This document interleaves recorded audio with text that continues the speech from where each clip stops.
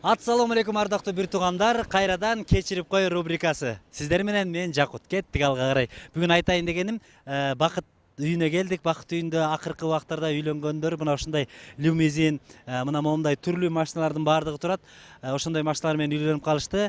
Ошондой айдаган байкелерибизге кайрылып көрөйүн дедим. Мына байке атабызбы, байкебизби, барып көрөлү. Кандай дейсиздер? Кеттик эмесе бир туугандар.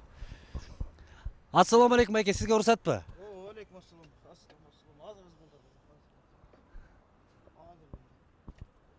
Шашпаңыз, бар болуңуз. Кандайсыз байке? Жакшыбы? Жакшы байке. Биздин атыбыз Жакут.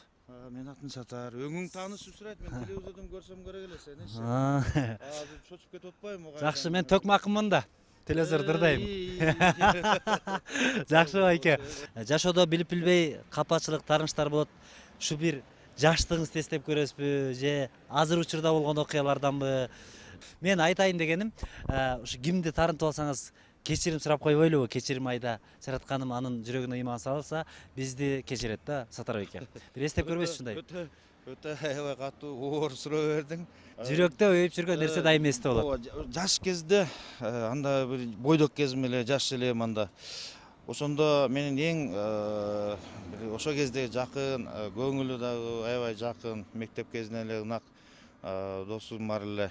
Атын айта берсем болобу? Атын айтсаңыз кайра жакшы болот. Ал досум эми ошо эмеде турат, Ош шаарында турат. Аты Осмонов Ормош Сагындыкович деп жакшы жумушта иштейт.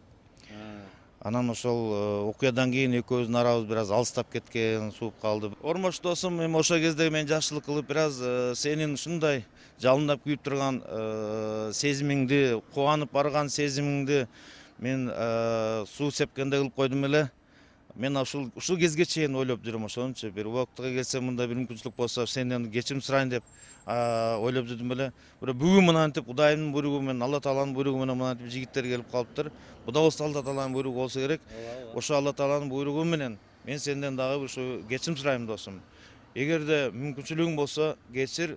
Мурунку баягы экөөбүз мектептегидей ынак болуп, ошо мамилеге келсек деген ойдомун. Мүмкүнчүлүгүң болсо, кечирип кой, Алла разы болсун досум.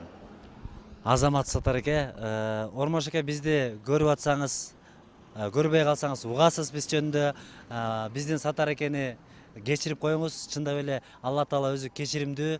Ыйык Рамазан айынын урматына кечирип коюңуз. Мен дагы кечирим сурайм Ормош эке, сизден Сатар экенин атынан. Ошол ар дайым кечиримдүү болуп, бала кезде кандай дос болсоңуздар, ошондой досуңуздар арта берсин деген жакшы тилекти кылабыз. Бул айда тилектер да кабыл болот. Демек, Ормош байке менен достугуңуз уланат деген ишеништебиз байке. Сизге да рахмат, убакыт бөлүп бергениңизге.